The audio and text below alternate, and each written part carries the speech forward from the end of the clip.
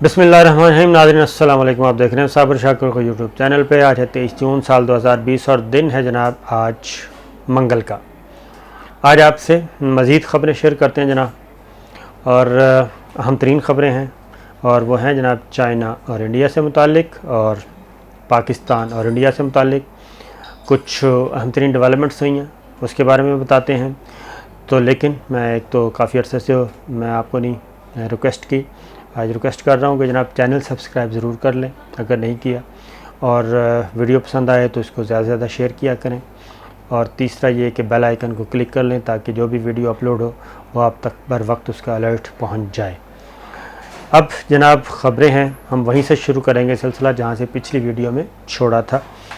और एक बात आपको बता दूं कि पिछली वीडियोज़ अगर आप सुन लेंगे तो आपको मज़ीद पर्सपेक्टिव जो है वो मज़ीद क्लियर हो जाएगा, सारा बैकग्राउंड का भी पता चल जाएगा कि ये गुफ्तगू आगे किस तरफ जा रही है, पहले क्या गुफ्तगू हुई थी।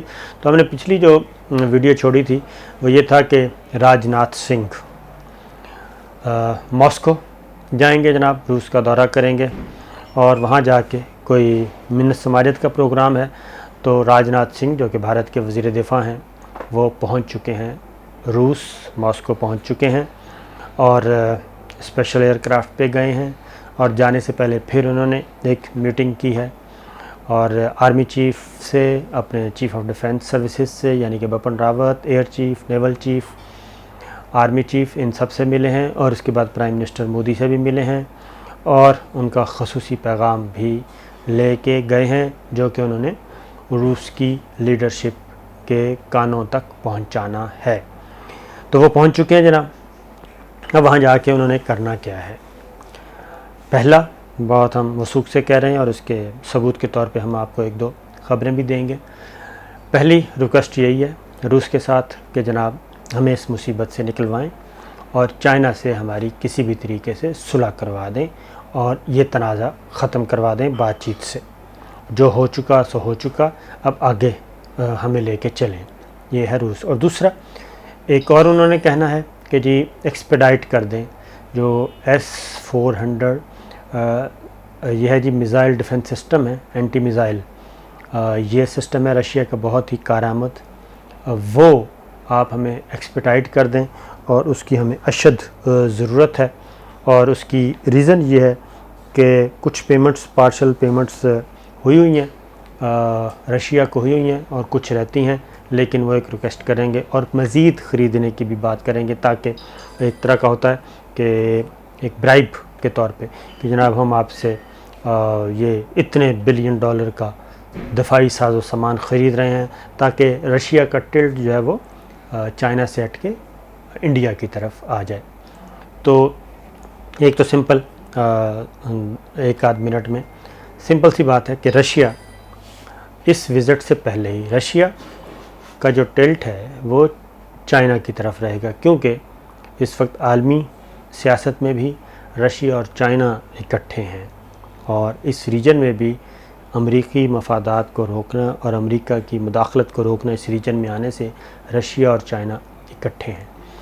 इंडिया जो है इस वक्त वो है बगल बच्चा और बच्चा जमूरा अमरीका का, अमरीकी मफादात का मुहाफ़िज़ बनना चाहता है। और जो कुछ अब उसको मार पड़ रही है इंडिया को, जो चाइना के हाथों मार पड़ी है और जो उन्होंने खूनी नुकसान उठाया है चाइना के हाथों, उसकी वाहिद वजह चाइना इतना एग्रेसिव नहीं होता, दो तरफ़ा बातचीत करते और मामला यहीं तक रहता तो ठीक था। लेकिन अगर आप चाइना के अगेंस्ट इस रीजन में अमरीकी मफादात का एक बगल बच्चा या फ्रंटमैन बन के आएंगे तो फिर चाइना उसका हशर वो किया। असल वजह ये थी। तो इसलिए रशिया के ओहदेदार अपना एक इंटरव्यू में दे चुके हैं कि इंडिया और अमेरिका के तनाज़े में चाइना का क्या रोल होगा, चाइना अमेरिका के साथ होगा या नहीं होगा, रशिया जो है वो अमेरिका के साथ होगा या चाइना के साथ होगा, वो ये बड़े वाज़े तौर पे बात कर चुके हैं और वो हम आपको बता भी चुके हैं एक वीडियो में। लिहाजा इसमें भी बहुत कॉमन सेंस की बात है कि अगर रशिया को इंडिया और पाकिस्तान में से किसी एक की चॉइस करनी पड़े तो हम कह सकते हैं कि वो इंडिया की करेगा, और ये हम कह सकते हैं क्योंकि उसकी रीज़न ये है कि हमारे रशिया के साथ बहुत ताल्लुकात नॉर्मलाइज हो गए हैं। कोल्ड वार के बाद के ज़माने से बहुत ज़्यादा नॉर्मल हुए हैं, लेकिन अभी भी रशिया पे प्रेशर है इंडिया का। सदर पुतिन ने जी आना था पाकिस्तान, और उनका 2 दफ़ा विज़िट मनसूख हुआ और दोनों दफ़ा इंडिया वजह बना, क्योंकि इंडिया उनको थ्रेट करता है कि फिर हमारे जो दिफाई सौदे हैं और जो हमारी तिजारत है वो फिर मुतासर होगी, बल्कि ब्लैकमेल करता है कि अगर ये हुआ तो फिर हम उधर से हाथ खींच लेंगे। तो रशिया अभी तक, क्योंकि पाकिस्तान के मुकाबले में इंडिया बड़ा मुल्क है, तो इसलिए, लेकिन अगर रशिया को चाइना और इंडिया में से किसी एक का इंतखाब करना पड़े तो वो फिर चाइना का करेगा। रशिया बीच बचाव तो करवा सकता है और चाइना की टर्म्स एंड कंडीशंस पे बात तो शुरू करवा सकता है, और लेकिन ये कहना कि वो इंडिया के चाइना के मुकाबले में इंडिया के साथ आके खड़ा हो जाएगा, ये पॉसिबल नहीं है। ये इंडियंस बहुत अच्छी तरह जानते हैं, लेकिन इसके बावजूद क्योंकि एक है हिंदू बनिया मिसाल बनी हुई है, वो ये गए हैं, तो इसलिए इससे तो कुछ निकलने का नहीं। और उसकी रीज़न ये है कि रशिया को भी अंदाज़ा है कि चाइना कहाँ तक जा चुका है। उसकी मैं बता देता हूँ जनाब। एक और टॉक्स हुई हैं बॉर्डर पे, लेफ्टिनेंट जनरल लेवल की टॉक्स हुई हैं, और हरिंदर सिंह साहब गए हैं और उनसे मुलाकात की है। लेफ्टिनेंट जनरल के मुकाबले में चाइना की तरफ से एज़ यूजुअल मेजर जनरल थे, उनके साथ बातचीत की है। और एक तो उन्होंने बिटवीन द लाइन ये बताने की कोशिश की है कि जनाब हमने जो बिटवीन द लाइन बताया कि अब हमने जो चाइना के साथ रूल्स ऑफ इंगेजमेंट्स हैं वो चेंज कर दिए हैं बॉर्डर पे, और जो राजनाथ सिंह की सरबराही में एक इजलास हुआ था जिसमें Bipin Rawat army chief, air chief और बहरिया नेवल चीफ़ थे, उसमें ये ख़बर जो दी गई वो ये दी गई कि जनाब अब हमने मुकामी कमांडर्स को इख्तियार दे दिया है। मैंने बताया था मुकामी कमांडर्स को इख्तियार मशरूत दिया गया है कि कोई भी पंगा लेने से पहले दिल्ली सरकार से ज़रूर पूछ लेना और अपने हाई अप से ज़रूर पूछ लेना। ये बात ज़रा धीरे धीरे अंदाज में चाइनीज़ कमांडर को बताई गई। तो एक चीज़ तो इसमें भी कोई ब्रेक थ्रू नहीं हुआ। मैं आप बड़े वसूख से कह रहा हूँ कि इसमें कोई ब्रेक थ्रू नहीं हुआ। चाइना और चाइना की तरफ से उसकी मिलिट्री लीडरशिप इस फ्लैग मीटिंग में भी अपने उस मौक़िफ़ पर कायम रही है कि ये चाइना का एरिया है, इंडिया को यहाँ से आज या कल यहाँ से जाना है।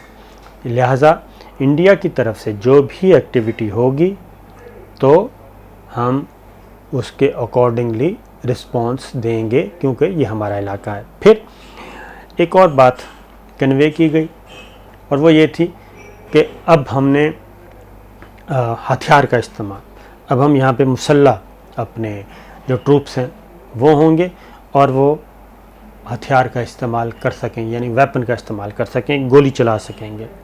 उसके जवाब में जी चाइना ने बहुत ओपनली ये कहा है कि अगर आपने दो तरफ़ा जो मुआहिदा हुआ है चाइना और इंडिया का 1962 के बाद हुआ था कि गोली नहीं चलेगी और जो भी तनाज़ा होगा बग़ैर गोली के हल किया जाएगा। लिहाजा चाइना ने ये कहा है कि अगर उस मुआहिदे को तोड़ा गया, इंडिया अगर उस मुआहिदे को तोड़ता है जिसमें दोनों मिलिट्री लीडरशिप की तरफ से ये एग्रीमेंट किया गया था कि जनाब गोली नहीं चलेगी, वेपन इस्तेमाल नहीं होगा, और अगर इंडिया ने ये मुआहिदा तोड़ा तो उसके जवाब में चाइना की तरफ से शदीद तरीन रिएक्शन आएगा और उसका जवाब खौफनाक तरीके से दिया जाएगा, और इस कदर खौफनाक दिया जाएगा कि इंडिया 1962 की जो ठुकाई है वो भूल जाएगा और फिर इस लड़ाई को चाइना ख़त्म करेगा, इंडिया शुरू करेगा, ख़त्म चाइना करेगा। और कहाँ करेगा ये फ़ैसला उसने कहा खुद करेगा, क्योंकि 1996 में और 205 में ये माहिदा हुआ था कि जी दोनों तरह की जो मुकामी कमांडर्स हैं, मुकामी फ़ौज है सरहद पे तैनात होगी ये शुमाली बॉर्डर पे, उसमें गोली नहीं चलेगी और हथियार का इस्तेमाल नहीं होगा और इस पे धमाका खेज़ मवाद इस्तेमाल नहीं होगा। ये अब तक इस पे अमल हो रहा है, चाइना ने भी अब तक अमल किया है। और उसके जवाब में चाइना ने ये कहा है कि जनाब अगर ऐसा कुछ हुआ, इस मुआहदे की इंडिया अगर ख़िलाफ़ वर्जी करता है तो फिर आप किसी अच्छे की तवक्को ना करें। ये तो जो मिलिट्री लेवल टॉक्स हैं वो मैंने आपको बताई कि उसका अभी तक कोई आउटकम पॉजिटिव नहीं आया। सिर्फ़ जो दिल्ली को इतला दी गई है जनाब, वो यही दी गई है कि कोई अच्छी खबर नहीं आई। अब ये अच्छी खबर क्योंकि चाइना का जो पॉइंट ऑफ व्यू है वो बड़ा इस वक्त स्ट्रिक्ट है, वो उससे पीछे हटने के लिए किसी किस्म के तैयार नहीं हैं। लेकिन इस मिलिट्री लेवल टॉक्स में, लेफ्टिनेंट जनरल लेवल जो टॉक्स हैं, उसमें चाइना ने खोल के एक एक बात रख दी है कि हमसे किसी किस्म की खैर की तवक्को ना करें। अब दूसरी जानिब जो झूठ बोला गया वो था जनाब नरेंद्र मोदी की तरफ से ऑल पार्टीज़ कॉन्फ्रेंस में। वो तनाज़ा बदस्तूर मौजूद है और वो तनाज़ा ऐसा है कि मोदी सरकार से मुसलसल सवालात पूछे जा रहे हैं कि उन्होंने झूठ बोला। और इस वक्त जो ट्विटर पे टॉप 10 ट्रेंड है वो है सरेंडर मोदी, जो मैंने पिछली वीडियो में बताया था कि सरेंडर मोदी, नरेंद्र मोदी नहीं, सरेंडर मोदी। और उसमें जो चीज़ें उनसे पूछी जा रही हैं, और राहुल गांधी सबसे बढ़ चढ़ कर हैं, ये आगे आगे हैं। उसके बाद दीगर सियासी पार्टियों के रहनुमा हैं और यहाँ तक के सरेंडर मोदी इतना पॉपुलर हो चुका है कि कुछ नौजवानों ने तो सरेंडर मोदी की टी शर्ट्स भी पहन ली हैं। और ये इंडिया में हो रहा है और ये उस मोदी के ख़िलाफ़ हो रहा है जो कुछ दिन पहले तक अपनी औकात से बाहर हो चुका था। तो भारतीय अवाम अब समझ रहे हैं, भारतीय इंटेलिजेंसिया भी बहुत समझ रही है, भारत के ख़ास तौर पे इंटेलेक्चुअल्स बहुत अच्छी तरह समझ रहे हैं कि नरेंद्र मोदी, अमित शाह और राजनाथ की जो सोच है, जो अप्रोच है हिंदुत्व, भारत सिर्फ हिंदुओं का, ये आगे नहीं बढ़ सकता। ये ना एजेंडा आगे बढ़ सकता है, ना ये फ़लसफ़ा आगे बढ़ सकता है, ना ये मंशूर आगे बढ़ सकता है। तो जनाब ये थी अब तक की, और मज़ीद आगे हम आपको कुछ और ख़बरें देंगे। दिल्ली सरकार इस वक्त क्या सोच रही है और रशिया में राजनाथ और रशियन ऑफिशियल्स के दरमियान क्या तय पाया, कुछ मिला नहीं मिला, ये इंशाअल्लाह आने वाले दिनों में बताएंगे। लेकिन एक बात जाते जाते बता दूं कि जो रूस के वज़ीर ख़ारजा से शाह महमूद कुरैशी साहब ने बात की थी, उसमें ये बात भी थी कि हम तवक्को करते हैं, पाकिस्तान तवक्को करता है रूस से कि वो इस तनाज़े में, चीन और इंडिया के तनाज़े में गैर जानिबदार रहेगा और कोई ऐसा एक्ट नहीं करेगा जिससे कि पाकिस्तान के मफादात मुतासर हों। और वो टेलीफ़ोन कॉल जो है वो इस मकसद के लिए भी थी जो शाह महमूद कुरैशी और रूस के वज़ीर ख़ारजा के दरमियान हुई थी। तो तवक्को करनी चाहिए कि जब आज राजनाथ रशियन ऑफिशियल से मिलेंगे तो उस कॉल के असरात भी कुछ ना कुछ रशियन गवर्नमेंट पे होंगे, क्योंकि रशिया भी पाकिस्तान के साथ ताल्लुकात को मामूल पर ला रहा है और पाकिस्तान भी ये काफ़ी सफ़र तय कर चुका है। और इसमें चीन जो है वो अहम किरदार था, क्योंकि मैं इसके बारे में आई विटनेस भी हूँ कि कैसे चीन ने रूस और पाकिस्तान के दरमियान इख्तलाफात ख़त्म करवाने में और दोनों को करीब लाने में अहम किरदार अदा किया था।